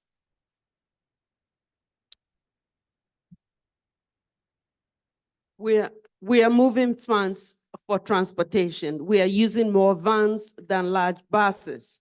So this is vans for students, especially for students with special needs. So we are transferring monies from the contract transportation from the large buses to the van line, because we've been using a lot of that. Because we've been going outside the district to pick students, and the cost of transportation has gone up. Okay, will we still have sufficient funds for regular transportation? It is tight, but we believe so. Any other questions regarding this budget transfer? Go ahead, Ms. I said it's very tight because we have this extra demand on us to transport students on vans. And that is what is causing this increase in van transportation. So we had to transfer money in the large bus line to us. in the large bus line to the, van line. Right. That's $355,000. Any other questions regarding this transfer, board members? Right. Mr. Leon, do you have anything else before I call for a vote? I don't. I just want to assure that we do have funds for transportation. We are required by law to provide the cost, the transportation for these students. I understand. So, No, I understand. we don't have a choice here. But that's not my question. My I question, know, your question is, will we have enough funds? We are transferring it from one line to the other, so obviously it's a wash. all right, a yes would have been fine. All right. All those in favor? Aye. Aye, motion carries 5-0. Can I have a motion for agenda item 3D1, please? So moved. Leslie Kretz is first. Second. Jeanette Santos is second. Any questions regarding this report? All those in favor? Aye. Aye. Aye, motion carries 5-0. Can I have a motion for agenda item 3E1, please? So moved. Second. Carol Seehoff is first. Juan Leon is second. This question did come up a little bit early. So in regards to this investigator, is there a cap to it? To the amount that we're gonna spend? I just want for clarification, because I know we have it in the backup, but I just wanted to be clarified. Is the cap? So it's on an as-needed basis, based upon the preliminary information that the investigator will receive. Yes, there will be a cap. Okay. Do we know what we're gonna cap it at this point in time? Ms. Watt? Yes, because it's on an as-needed basis, we only call them when we hear a story to go after. So sometimes it's not a lot of money because of, you just call them to come in when you get a tip that you have to go after a story. Typically, the use is totally in control of the district. Correct. So when you had enough information, that's it. So there's no, it's very hard to have runaway costs for an investigator because you can just say, all right, you're done, and that's it. Okay. Any other questions regarding this item? All those in favor? Aye, motion carries 5-0. Ms. Hutchinson, do you have anything to report? No, nothing other than what was discussed in executive session. Am I missing something? No, there's. I did 3D1, 3E1. I don't have anything else after 3E1. Okay.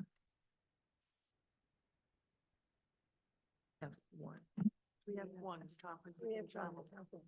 All right, can I have a motion for agenda item 3F1, please? I didn't get any. Can I have a motion for agenda item 3F1, please? 3F1 is conferences and travel. Dr. Lang? Can I just have a motion for it first? For agenda item 3F1, please? Can I have a motion, someone? moved. Carol Seoff, who's going to give me a second, please? Second. Leslie Kretz. Any questions regarding this? Miss, go ahead. Conference and travel. I'm sorry, are you asking what the conferences are? There are two conferences we're asking you to approve. The first is for a teacher who's involved with the Syracuse University Project Advance. That is a training that's required on an annual basis, and it is not, it does not cost us anything. The second is for training of a new teacher for the Bridges program, which is also a state education department grant that allows us to do it for free. Okay, thank you. Any other questions regarding this item, please? All right, seeing none, all those in favor? Aye, motion carries 5-0. Dr. Talbot, any report that you have? No formal report, just would like to once again extend the invitation to everyone to support our middle school drama club, Annie Junior, May 17th and 18th at the high school auditorium. Right, so is there any community input regarding non-agenda items? Any community input regarding non-agenda items?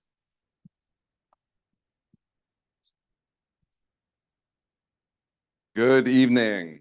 Evan Farkas, Director of Athletics, Physical Education and Health. First off, I want to give a big congratulations to Fran Fernandez, our amazing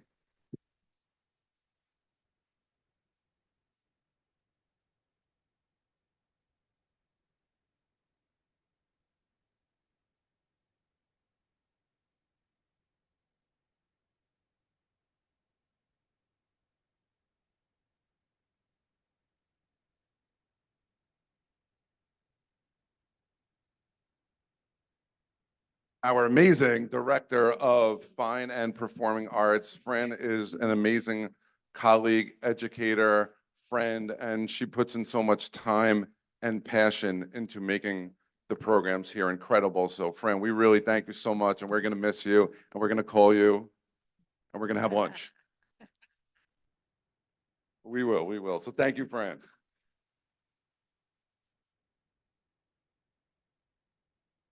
I'm proud to stand before you today as the newly elected president of the Amityville Administrators Association. I'm honored to represent our group of 20 dedicated building and department leaders, a group that will sadly be reduced to 12 next year, 10 of which are building principals and assistant principals tasked with leading over 3,000 students. As we look to the upcoming school year, we find ourselves facing a challenge unlike any other.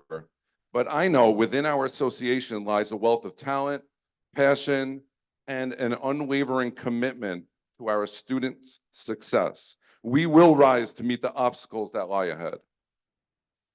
For us to navigate these challenges, I request that the district leaders be granted a seat at the table, where our expertise, input, and our knowledge of our school buildings and departments are valued and heard.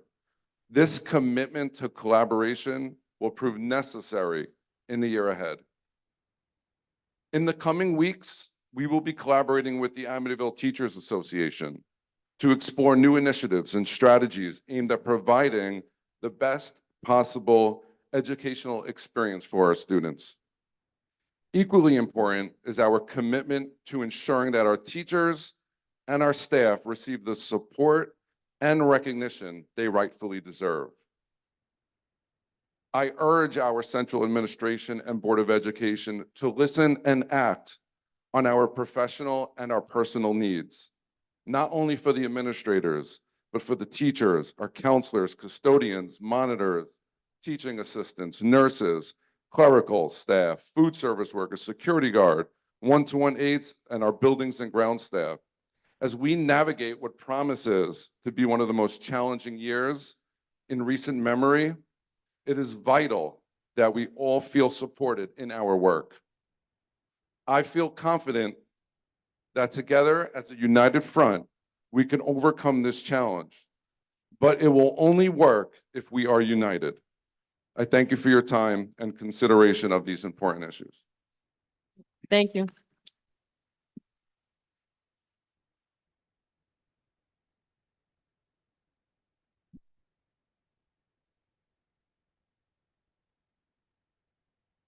Go ahead, sorry. Hi, I just have a quick question. I think I didn't hear it maybe about the chairperson.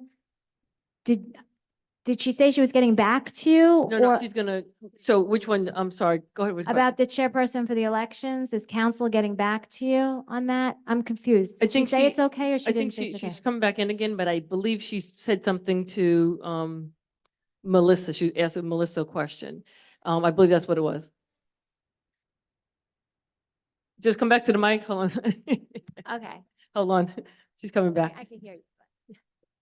It just needs to be it needs to be heard through the. Sorry, bio break.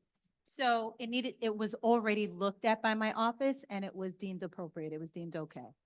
That's the answer. Okay, so, then I'm not arguing that it's okay and it's allowable. I would like the board to consider something though in this. It's an election. And this is for any year, not just this year, for anybody, when anybody's up. Because it's appropriate, should you be doing it, right? Because it's the Board of Education overseeing an election. And it can be viewed as an appearance of impropriety. That doesn't mean that you can't do it. They're saying it's allowable, it's legally allowable. But what's happening is a board member's overseeing the election of a chairperson, so they're going to be in and out of the room, correct? Do I have this wrong? Am I? So the only thing, no, the only thing that because I've done it before. Only And thing- this doesn't have anything to do with you personally. I'm just saying Right. overall. The Okay. only, because I've done it before, the only thing that I have done, I've gone down and I may just say, is everything going okay? That's it. But I may do step- you- And okay. then I leave. I don't go to the poll machines and say, okay, well, how many people have voted? How many, I don't do anything. The board member does not go close to anything, any machines or anything whatsoever. Because last year at the high school, there was a board member sitting at a table when people went in, and I found that to be inappropriate. Like, I don't know that a board member should just be in when people are voting, right? So It's one thing to go check and just say, hey, are you okay? Are you okay? Everything's okay, and then we're gonna go. But to sit there when it's happening, that can look like, people just want to go for a free and fair election and vote and like not be bothered by any of this stuff. So I know, for example, when I've done it before, like I said, I've gone in, I've checked, is everything okay? I think sometimes if I recall correctly, I may have been there when they opened the machines to make sure there was no issues with opening the machines at both the high school and at Northeast. After that, I left. I would come back maybe midday. Do you have any questions, any concerns, anything like that? So okay. there was one year that I can mix, I've done it several times. There was one year that I did go, and when I went, there was someone there that I knew. They were not, checking anyone for voting, anything like that. I sat for like maybe 5 minutes, had a conversation, and I left. So Okay, I understand what you're we saying. can make Right, sure you're that. going in and out. Yeah. I just would ask the board to consider what I'm saying, like to have a board member like sitting at a table or something with people coming in, even if they're friendly and even if they know anybody and like it's a nice environment, I don't know that that's a good look. So what I'll make sure is that I'll make sure that as we go forward, any board member who serves in the role, that everyone understands what their responsibilities are. They go in, they do what they need to do. They don't sit, they don't stay, anything like that. So I'll make sure that it's clear and defined about what this. Okay, Yeah, I'm yeah. sure you don't want to be there. The next question is, the votes have to leave the high school to go to Northeast. Who takes that who transports that? Because I may have misinformation from last year, so I just want to make sure I have accurate information. I'm looking up in the air because I'm trying to remember, I think it was the chairperson at the high school transports. Does a the- board member No, transfer? no, Oh, okay, I no, want to make. no, no, no, no, no, no, no. No. And then I guess, no, they just, somebody else transfers it, an independent person. It's someone that's connected with, it's the chairperson. In the past, it's been the person Person who who, runs the elections. the person who's at the high school, who's in charge there, typically brings it up. In the past, there's usually the lawyer is there, everything's accounted for. Then they carry it and then they come up to Northeast. So it's very clear cut. Got it. Everything's documented before it leaves. The last thing that I would like to make a recommendation, just something for you to consider, is to perhaps not have a board member be the chairperson. Just to have more neutrality in the process. Well, each of the candidates are allowed to have a poll watcher as well, so. Okay, I mean, It's just, I it's know, just a title. I know, I'm not saying that you're not entitled to that. I'm not saying that it's not permissible. We just heard it is. I'm just saying maybe you want to consider the look of it, that maybe have a more neutral person that's not involved on the Board of Education do that. All right, thank you. And my last question is about absentee ballots. Are those going out to people? Are they're already going out? So, Jeanette, let the district clerk answer. Okay. yeah, so my question is this, the election is less than 2 weeks away. Now, my understanding is people are requesting absentee ballots because they won't be here, but then if there's a delay in getting them, what if they're not here to get them, to receive them, to send them back? You know, I know because the budget vote, I guess, got pushed off. So is there any way to expedite this? So Melissa, you just have to speak into the mic. So I think what's most important, go ahead. So there was an issue with Suffolk County just getting the ballots out. But everything that was put in, it's being expedited. So I hope to get them, they were shipped. By Monday, they should go out. So that was the Suffolk County issue for all districts? Yeah, well, I'm in a district clerk group, so that Yeah, was the big issue. on the listserv? Yeah, Okay. so, yeah. All right, thank you. Thank you.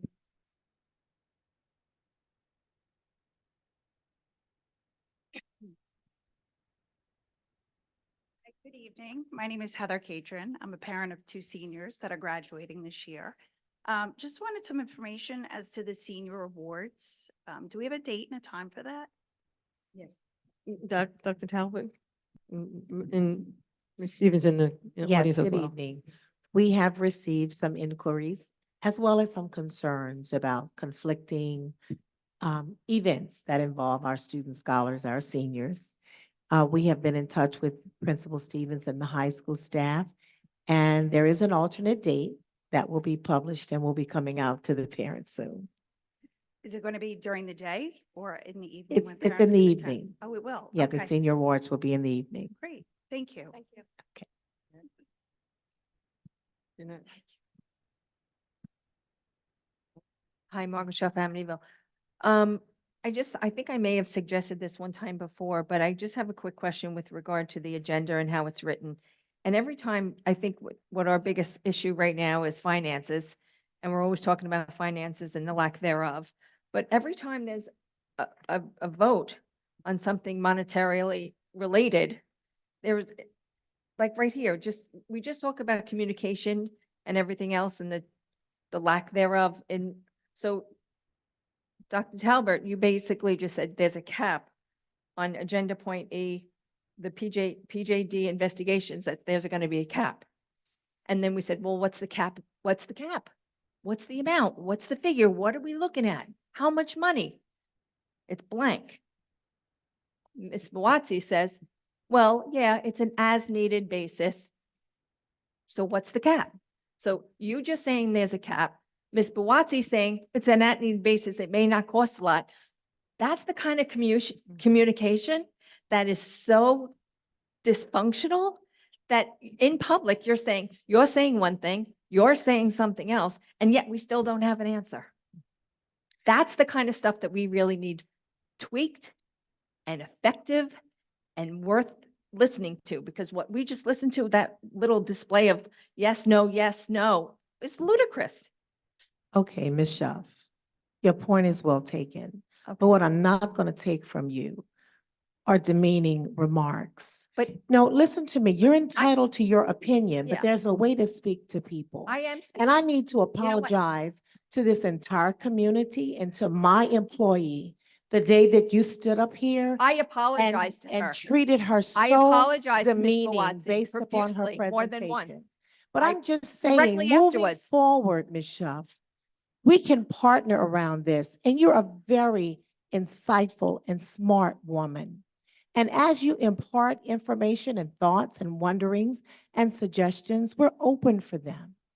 And I'm simply asking if we can have a respectful exchange so that we can work together to get to the same end. Now, to clarify your point, there is a cap. There's a cap based on the line item that Ms. Buwati identifies that we are paying the investigator from. So once that amount is determined, I don't have it in the top of my head, but we have a list of residency checks that must also be conducted. So as we are conducting them, we're not going to pass the cap that has been set that allows the budgetary amount. When we get to July and there's a new budgetary amount, we can continue. This is a controllable expense, this particular one. So I'm sorry if our communication appeared murky or not clear, but we're on the same page as to how we are approaching this. Have you estimated a number that is at the cap to define a figure assigned to this point? Is my question. And my answer is based upon the allotted amount in the budget item, in the line item. We will not surpass that amount. Do I have that amount at the top of my head to provide to you right now? I do not. Okay. But in the administration of carrying out this agenda item, we will adhere to the cap that has been placed in the line item. Okay. So my question also, like I said, we're all talking about finances. When it comes to things like this, and it's money related, it would help to kind of put a figure attached to it so that we can see what's going on. It's not, we don't have to thumb through charts and what have you. And I see the printing bid and the envelopes and stationery bid. It would be nice to know, okay, you put out 3 bids, you publicized the bids, you did all this, you have X amount from this company, you have X amount from that company, and X amount from C company, right? We're going with the middle company. We would like to know if it's more expensive, less expensive. Did you pick the least expensive? Those are the types of things that we know that you're doing your job to say you're doing the best for us. That's all I'm asking. So if when something has a figure assigned to it, give us a little context. Your point is well taken, and I will certainly take that into consideration. Thank you. And I do want you to know that we do have a procurement policy that we must adhere to. And so when we bring an item, it has gone through whatever those steps for a procurement policy is required. Do you always have to go with the lowest bid? Not necessarily the lowest bid. Responsible bidder. Yeah. Okay. And Ms. Johnson, since I think the meeting in the church, the budget meeting in the church, we clarified what the list was of things in the budget that you were going to provide to me, and I have yet to receive that. I've passed information along, and I have not received the information to pass back to you. Okay, and then my last question is Dr. Talbot, are you getting a raise in this budget? My raise is included in the budget. Okay.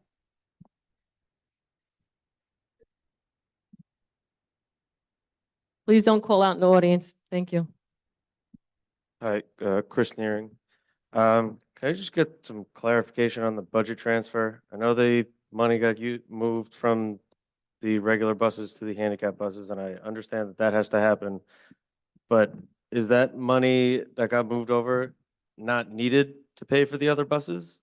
Or is that money that we got to figure out later on how to pay for those buses? When we budget for transportation, by law, we have to stay within the transportation budget. So you have to make room for contingencies like this. And indeed, this was, we planned, we realized that the one side of the budget needed more money than the other side. So we move it from where we had planned for it to the van line. That's all that is happening. So the overall bus budget is, It's within budget. right, okay, that's where I got confused. It seemed like you might have been short bus money for the other side. That's where I didn't understand. But thank you. Thank you.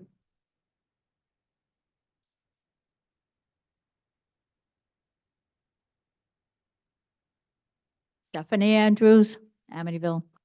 I have several questions. Some, I'm going to end with the budget ones. Is that okay? I really can't hear when people are talking because this system is horrible. So I hope I'm not asking the same questions. As far as, I just want to make some comments on the agenda item. And when it comes to the chairperson of the election, the person is really just a ceremonial position, like you said. The district clerk runs the meeting. And that's what a board election is called, a meeting. And the chairperson used to be always the president unless the president was running, then it go to the vice president. If they were both running, it just go down the line. So yeah, this is just, I guess, the way you change it, let people decide who wants to be available because of your job, whatever the reason. Right, and that's what it was, that normally Right. I would do it, but typically I'm not going to be But you available. do unless- have a function. Yes. You don't have a function with interfering with the election, but you do have a function making sure the district clerk complies with the law and is complying with running a fair election, because that's just a double check. And if there's an issue, you don't confront anybody, you call the lawyer's office, and they usually come down or whatever, or they're here. Right, so that's I don't think it's really an issue with the chairperson, and that's really never been a problem. And it's been a lot of years with contentious elections, including several we know personally. As far as agenda item 2C2, it's not here. Did I get one that just happened to be missing pages? Say it again. So 2C2? Right, the poll workers' names are not here, right? Oh, All right, well, it really is supposed to be for the public in Yes, case they have yeah. a problem with a. I thought it was out that way. And also, the use of facilities, 3C2, and I have a question about that. Good thing I made a copy at home. Long Island Indians Men's Senior Basketball League. Could you tell me who they are? So it's a baseball league, and that's why we tabled that item, because there were some questions that It's a came. baseball league made up of whom?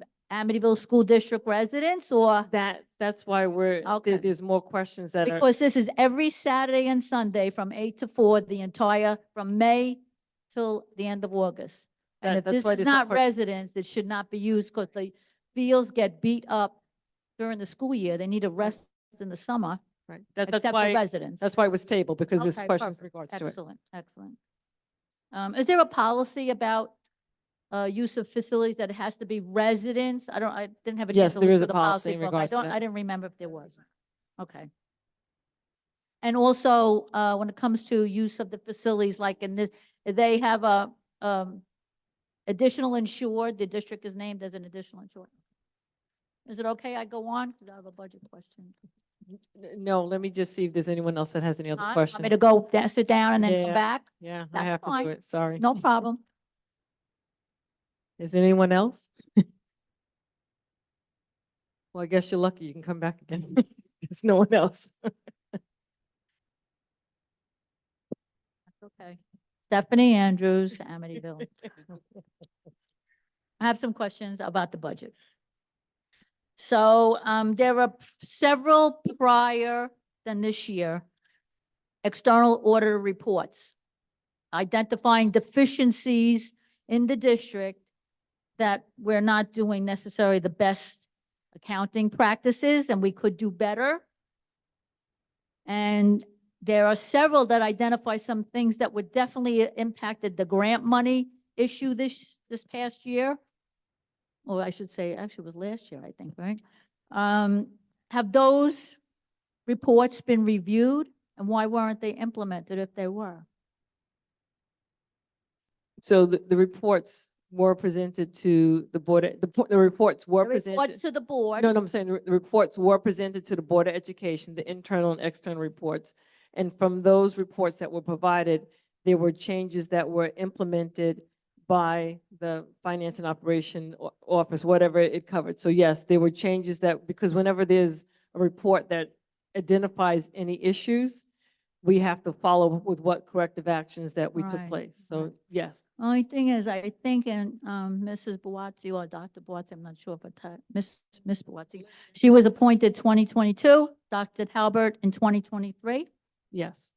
And when you first come into a district, I would think, I don't know, you would look to see any deficiencies that are done by the experts and address those immediately, especially when it comes to accounting. Because I find the budget lines is very unusual, money going in and out of budget lines.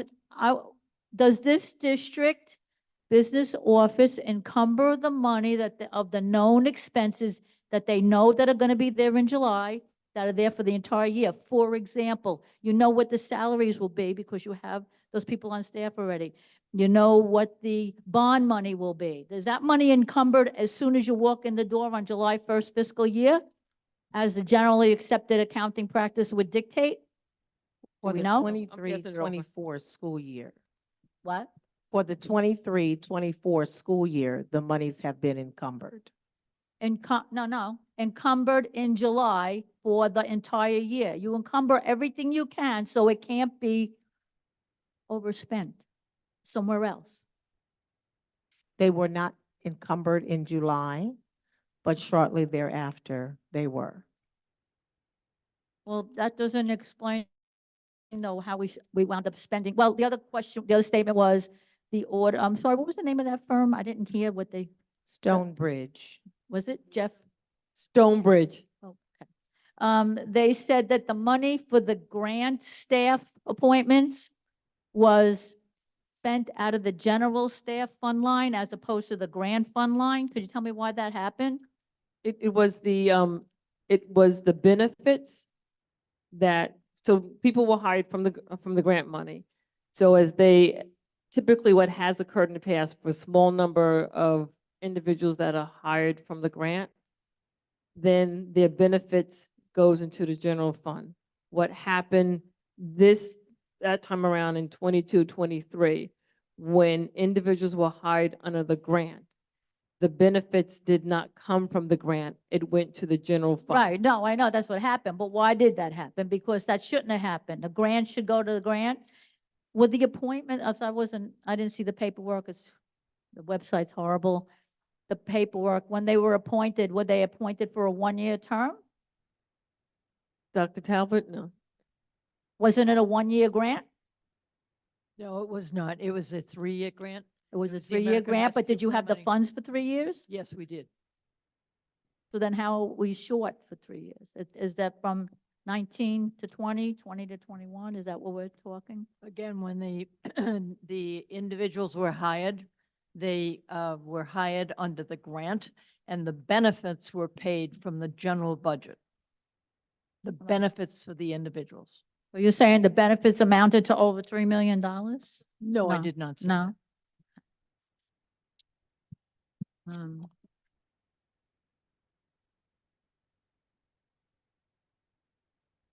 Okay, so sorry, it's have to read.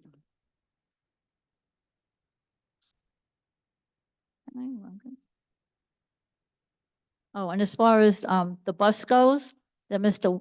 De Leon asked about, has the money been encumbered for those buses? Because we know what the bus cost is from the beginning of the year. I think Ms. Blasi did But I answer the put it question. here. Yeah, she, Yeah, yes. Yeah, it's been incumbent for the year. It was from the beginning of the year Yes, incumbent. yes. Okay, thank you. That's it. Thank you. I have two really quick things. You know, districts were warned not to hire with the grant money, with the COVID money, and we did anyway. This is a housekeeping item. This is the second meeting in a row. My agenda only goes to E1. There's nothing on the back. Last meeting, there was a page missing. That C2 is not here, so maybe housekeeping, we could check before these are given out to the public. Because I don't bring it with me and it's hard to follow, like you, and I know you don't want us to yell out, but I actually have no idea what you're talking about when it's not on here. So. Noted. just For more Noted. accuracy, okay, thank you. No, thank you. Hi, Pastor Calvin Collins at First Church in Amityville. So one of the things I was thinking about, and in conversations with my mother, who has daughters who are in the school system as teachers and administrators, and who had college credit when they entered college from high school, was about dual enrollment. I don't know if that's something that they do in this state, because that was in Maryland, but I know that part of it I thought about was because of the lesser offerings with AP that were cut due to the budget, that it would be possible to make up that with the dual enrollment part, but you have to have a conversation and commitment through the local college as well, if it's a community college or state college as well. So that was one thing I thought about. And the other part was, as someone mentioned earlier about Dr. Fernandez's retirement, I know. I was wondering, was that factored into the budget for this next year? Dr. Talbot? Ms. Fernandez's salary? Yeah. Yes. Okay, so I would ask that there be serious consideration about Mr. Garcia. And part of the reason, as a music major and with a degree in music and in ministry as well, one of the important things is when you are teaching voices, especially middle school voices that are changing, it's important to have someone that can guide them through that, because it can really do damage for the students. And we don't want that to happen either, because we want excellence and the best that we can have.